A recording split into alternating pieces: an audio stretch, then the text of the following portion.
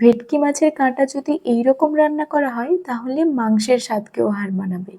রান্নাটা খুবই সহজ আর সাধারণ। প্রথমে মাছের কাঁটাতে লবণ হলুদ মেখে রাখবো। এইদিকে ততক্ষণে আলুটাও ভেজে নিচ্ছি। এরপর শিলনোড়াতে শুকনো লঙ্কা, জিরে আর আদাটা বেটে রাখবো। এরপর মাছের কাঁটাগুলো বেশ কড়া করে ভাজবো। ওই তেলে তেজপাতা আর গোটা জিরে ফোড়ন দিয়ে বেটে রাখা মশলা আর টমেটো দিয়ে ভালো করে কষাবো।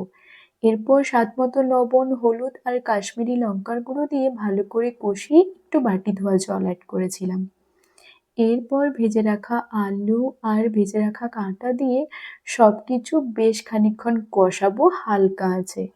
এরপর পরিমাণ মতো জল দিয়ে ফোটাবো। একদম গামাখা হয়ে এলেই সবশেষে গরম মশলা ছড়িয়ে নামিয়ে গরম ভাতে সার্ভ করুন। এক কথায় অসাধারণ খেতে হয়েছিল। বিশ্বাস করুন, আপনারা ট্রাই করবেন আর আমাকে জানাবেন। টাটা!